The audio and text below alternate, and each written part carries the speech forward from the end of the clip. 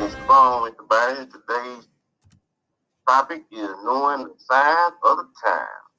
That's today's topic. And we're going to start it off with Matthew 24 and 3. This is the book of Matthew, chapter 24, verse 3. And as he sat upon the Mount of Olives, the disciples came unto him privately, saying, Tell us, when shall these things be? And what shall be the sign of thy coming and of the end of the world? Verse 4. That's the disciples asking Jesus, how we going to know when you're on your way back, basically. Asking what the sign's going to be. Go ahead. Verse 4. And Jesus answered and said unto them, Take heed that no man deceive you. For many shall come in my name, saying, I am Christ, and shall deceive many. And there's been a lot of people coming saying they Christ, like David Koresh, telling them before he was Christ, he Jesus, got them coming behind him, getting killed in the end. That was Barack, just say he running late, but he'll be on him. Yeah, telling people he Jesus, got them following him to the death. But the main thing, when he said, coming saying, I am Christ, the main thing that I think he's talking about is that picture of Caesar Borgia. You can see more people than anybody. But like I said, many shall come to my name saying I am Christ and shall deceive many. Go ahead, Rick. Verse 6.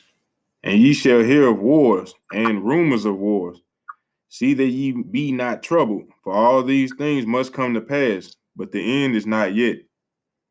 Verse. So when we hear about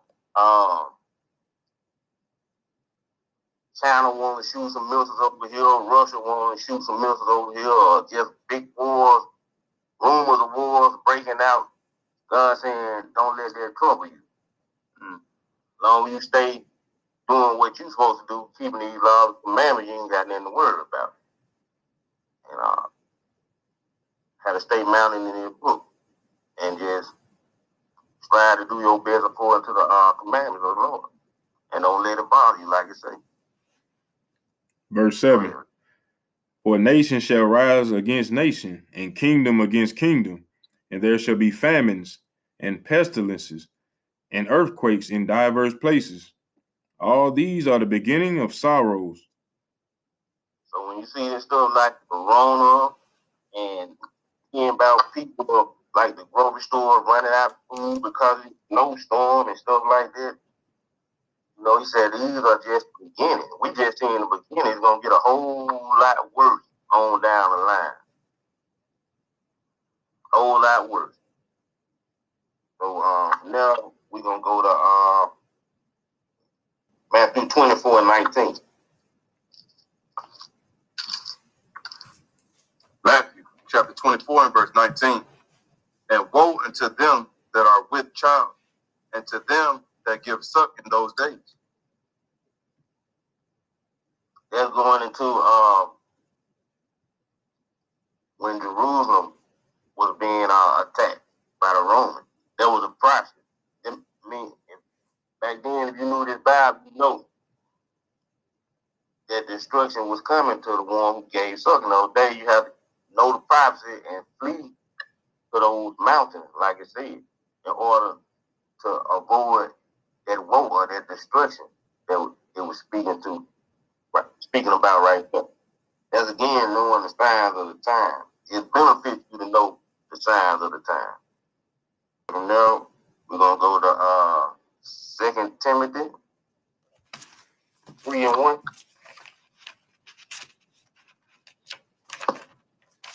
Says 2 Timothy 3 and 1. Uh-huh. All right. This is the book of 2 Timothy, chapter 3, verse 1. This know also, that in the last days perilous times shall come. For men shall be lovers of themselves, covetous, boasters, proud, blasphemers, disobedient to parents, unthankful, unholy, without natural affection, truce breakers, false accusers, incontinent, fierce, despisers of those that are good, traitors, heady, high-minded, lovers of pleasure more than lovers of God, having a form of godliness, but denying the power thereof. From such turn away. Okay. That word, it says, this know also that I am in the last. This know also that in the last days, peerless time shall come. Look at that word, peerless and perilous, full of danger or risk, exposed to risk of disaster or. It said, know also that in the last days, peerless time to come. And these last days, like I said, going to be full of danger, full of risk. You can look at this coronavirus, that's danger right there. That's a risk, leaving at your house. That's just one example. But there's plenty more. Just, for example, one of these women walking out to their car, getting ready for work in the morning. That's full of danger and risk, whether you believe it or not. That's why we have to get up out of bed and watch your wife to the car, make sure she get in here straight. You know what I mean? Mm-hmm. Watch her. True. It's dangerous time. Hey, then the definition, they say full of danger or full of danger. That's right. It's like extreme danger, like perilous. Mm-hmm. That's just like when we can look at it like now. Look at how it is these days. So we can grow up. You know, when we were young, it wasn't there for our parents to, feel safe about us walking around the corner, hanging out with our friends for a little while. You know what I'm saying? And, at a young age, I know when I was 10, I can walk around the corner, hang out with my homeboy for a little while. I wouldn't let my dog, I don't want my dog to go on the street for real. And she 10, this day and age, it like you said, full of dangers and risks. It lets you know it's getting closer and closer. All right, let's get Luke chapter 21, 9 and 11. Luke chapter 21 and verse 9. But when ye shall hear of wars and commotions, be not terrible, for these things must first come to pass. But the end is not by and by. To them, nation shall rise against nation, and kingdom against kingdom. And earthquakes and great earthquakes shall be in divers places, and famines, and pestilences, and fearful sight, and great signs shall be there from heaven. That's just going back about the hearing wars and rumors of war. We just went over that. And it said, nation shall rise against nation and kingdom against kingdom. Not only nation against nation, it's going to be stuff going on within the kingdom. Like, for example, that so-called Civil War, what they talking about. You know what I mean? And that's probably going to be another Civil War in the United States. That's another sign of the time right there. True. Hey, you got that in 2nd Esdras? You want me to get that real quick? Or do you got it? Go ahead and get it. This is 2nd Esdras chapter 15, 16. For there shall be sedition among men and invading one another. They shall not regard their kings nor princes, and the course of their actions shall stand in their power. So let's go into that word sedition. All right, it's like basically like what Trump did, riling the people up to buck up against the system, riling them up to buck up against the government, right? It says there should be sedition and invading one another, like the brother bringing up. Right, it's going to be a whole lot of perilous things. But what about you at 2nd Esdras on that? So, What about you at the second Esdras on that? chapter 15 and verse 16. Okay. I'm done with it though. Revelation chapter 7, verse 1 through 3. This is the book of Revelation, chapter 7, verse 1. And it reads, "And after these things I saw 4 angels standing on the 4 corners of the earth, holding the 4 winds of the earth, that the wind should not blow on the earth, nor on the sea, nor on any tree.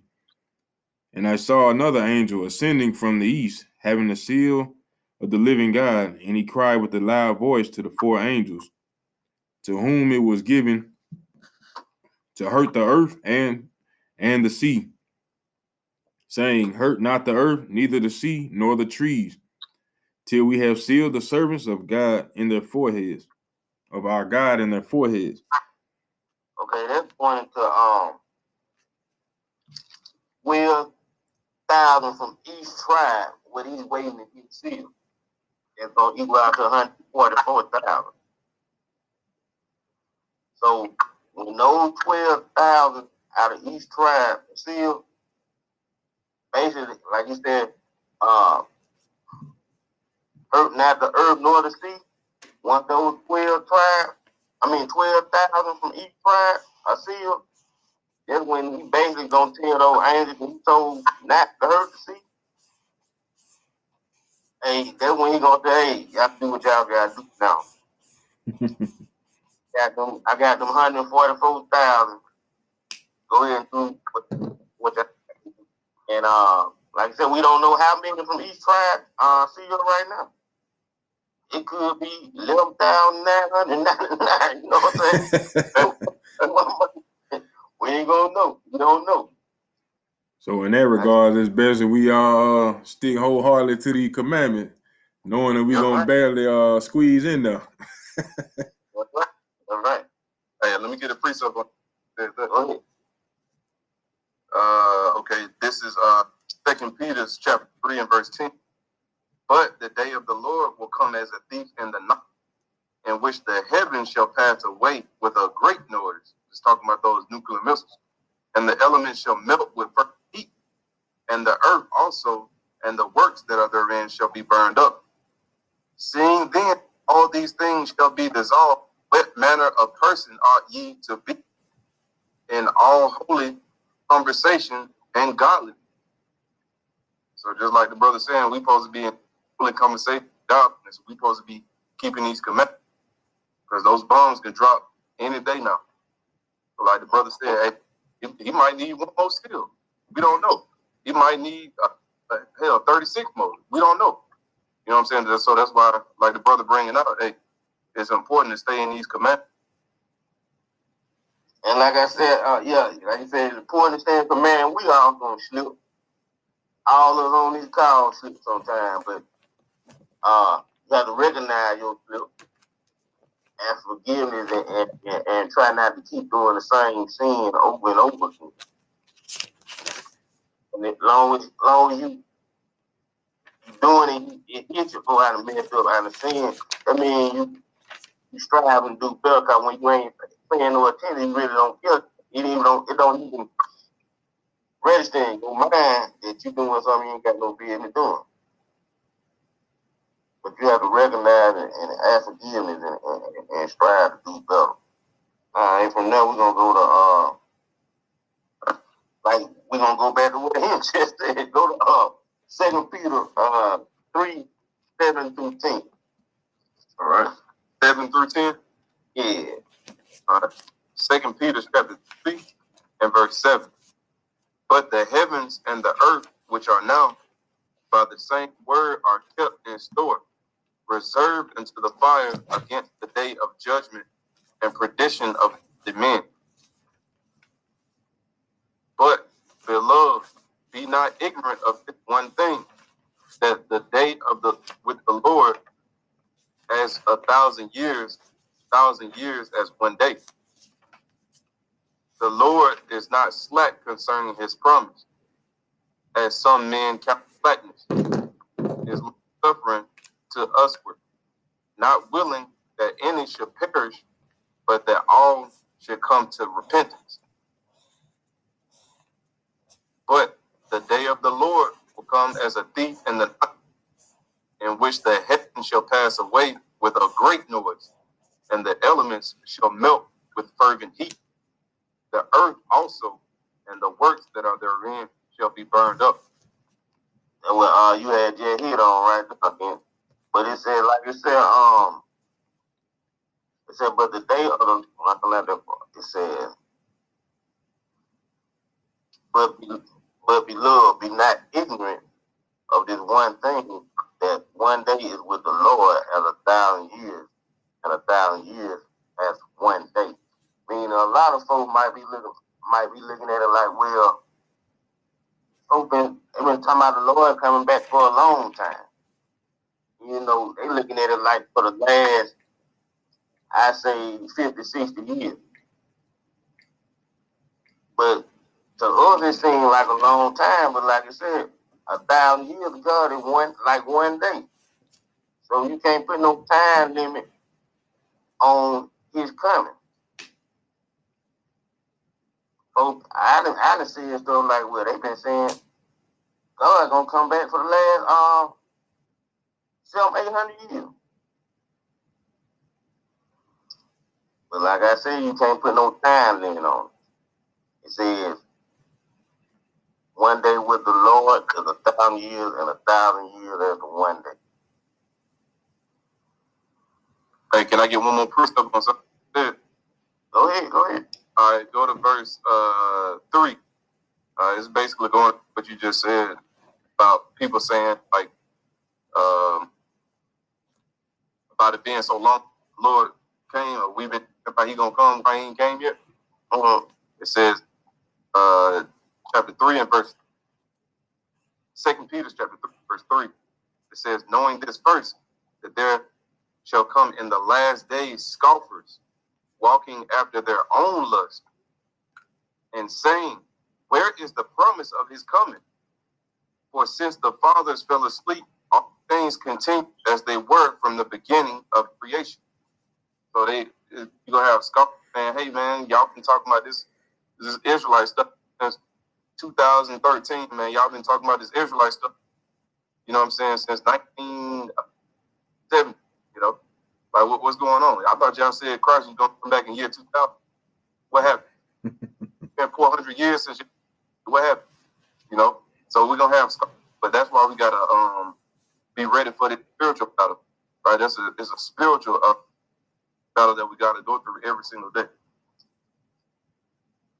That's right. All right, bro.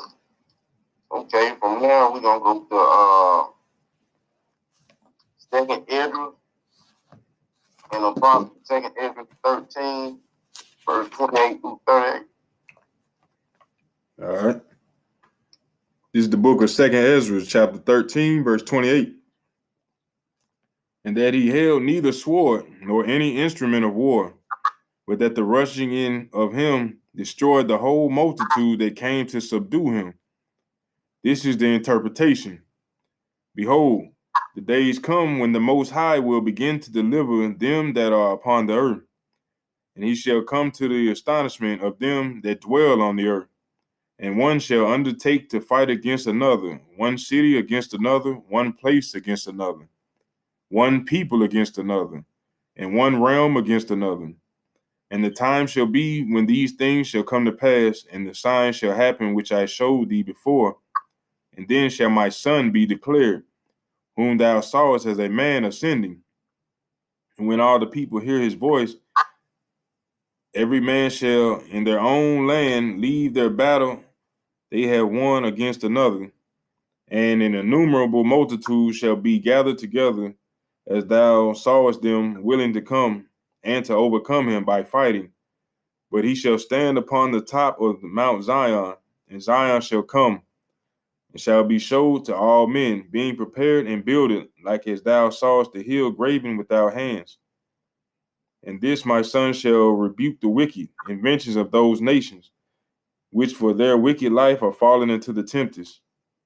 and shall lay before them their evil thoughts and their torments wherewith they shall begin to be tormented, which are like unto a flame, and he shall destroy them without labor by the law, which is like unto fire.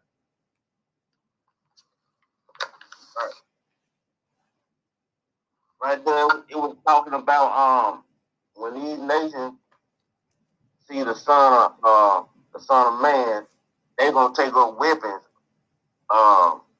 against God. That's what they said. They're gonna take up weapons against God, and it says Talking about when they fight Christ. right. But I'm trying to when he said that the satellites and stuff will fall down. Oh, okay. You know what I'm talking about? Anyway, basically was saying how when they see gonna start fighting each other, and they gonna basically try to go to war against God. And it ain't gonna be no long war, I tell you that. It ain't gonna be no long war.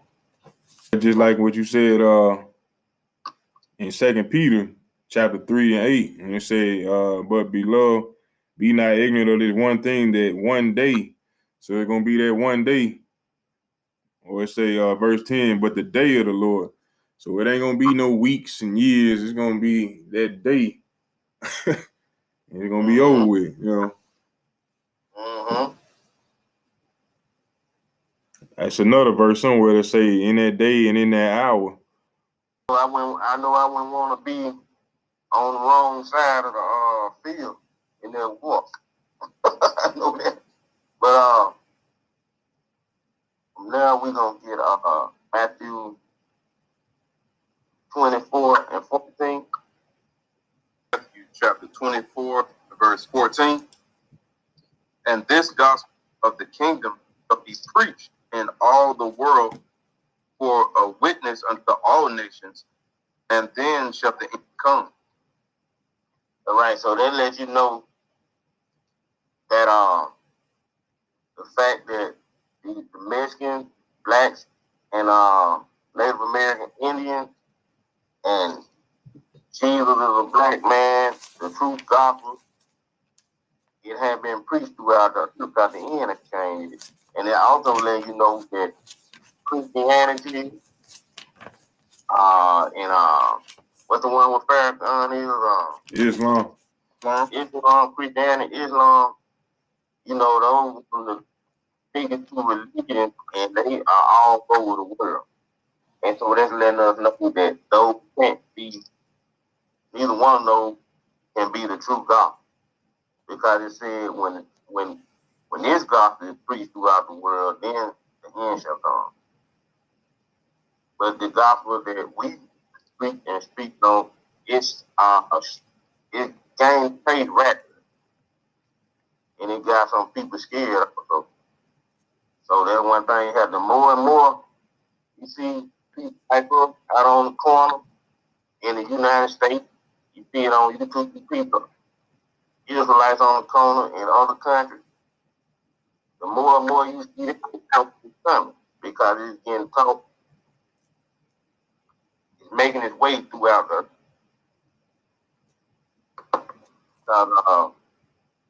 even from when I heard of it, even like about 7 years ago, 6, 7 years ago, I didn't never notice nobody on the corner with friends speaking to people and telling them who they are. But now you see it. The first time I saw it, I used to be amazed. But I see it so much now to the fact where I can look and I'm like, oh, that goes from here. Like, it don't shock me like it used to shock. You know what I'm saying? So that's letting you know that it's spread. I saw one of a guy I know, he with another like group. I saw him over there in the parking lot by across from Walmart by the liquor store. Him and another group was out there teaching. So you know it's getting around. Praise. Yeah, it's going heavy too. Yeah, it's more exciting to listen the Israelite, it's more exciting to listen at us. It's more exciting listening at the Israelite compared to going inside that church, listening at that, you know, some pastors, they'll get on there and do all that screaming and hollering. You get tired. Then you got another pastor get on there. He gonna talk like he's trying to put you to sleep, and you be sitting down and listening, but you ain't you in the church, but you ain't listening. You like a proper land. You thinking about something else while you sitting down in the church. I ain't been in church in a long time, but I can imagine how these cell phones was up now. You probably be in the church, man. Probably people, young people, they probably in church just like you, sitting down. Ain't listening to them. You probably on their phone. And it sound like Charlie Brown, wah, wah, wah, wah, wah, wah. But they can sing, but they ain't hearing nothing. I can imagine them, man. Hey, man, I used to go to church. The only thing that used to be on my mind is I wanted to do my mom still got other peppermint in her perk, and what we gonna eat after when we get out. What we gonna eat? Hey, then we used to get up and go to McDonald's and eat get a sausage biscuit. Yeah, right out of the church. Cause we went to the morning service on the Sabbath. I know we used to be in there, man. I used to be, me and my brother and my sister, we used to be in the choir. And, man, tell you, man, my brother he supposed to be singing a song, leading a song. And we trying to do stuff to distract him from leading the song and make him bust out laughing while he got the microphone supposed to be singing. You know what I mean? Mm-hmm. So, we weren't taking church seriously back then. I ain't gonna take it seriously now, man. Like I said, I listening to Israelite group, stuff I listening, and like I said, man, I had learned more in 2-3 days than I did in 25 years, 30 years. And that's the truth. So I get excited when I see what's out there. Well, I used to, now I like to listen. But like I said, more and more people doing it, getting the truth and spread out rapid form. And soon they're going to reach our corners of the earth. We just got to be prepared for it. Don't want to be left out. So from there, we're going to go to Revelation 6, 12 through 17. This is the book of Revelation, chapter 6, verse 12. And I beheld, when he had opened the sixth seal, and lo, there was a great earthquake, and the sun became black as sackcloth of hair, and the moon became as blood, and the stars of heaven fell unto the earth, even as a fig tree casteth her untimely figs, when she is shaken of a mighty wind. And the heaven departed as a scroll when it is rolled together, and every mountain and island were moved out of their places. And the kings of the earth, and the great men, and rich men, and the chief captains, and the mighty men, and every bondman, and every free man, hid themselves in the dens and in the rocks of the mountains, and said to the mountains and rocks, fall on us, and hide us from the face of him that sitteth on the throne, and from the wrath of the Lamb. For the great day of wrath is come, and who shall be able to stand?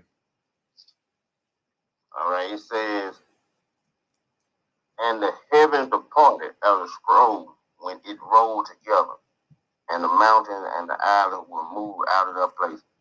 We all know what that when it said the heaven divided as a great scroll, that's going into when that bomb hit, like that mushroom cloud. We all know that. And it says the islands were moved out of their place. That's the only thing that's gonna move an island out of place is those thermonuclear missiles. Ain't that what they call them? Mm-hmm. What they call it? International intercontinentalistic missile. That ain't it, but it's pretty close. Yeah, so that's what's gonna happen when them bombs hit. And they will all go back to being ready. try to be sin free. Cause everything that we say, when them bombs gonna hit for real. We're gonna have to keep doing what we doing, fellas, women, ladies. And like I said, try to do what we got to do to stay sin free, keep these children free. Because we don't want to be caught up like this video we're getting ready to watch in a few minutes. When them bombs hit, we go ahead and put that video on. This is going to what we just read when it said heaven passed away like a great scroll, talking about when those missiles hit. Go ahead and play it.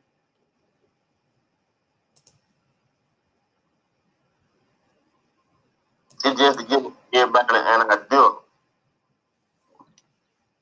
We gonna be sleeping at the bar, just chilling just like us.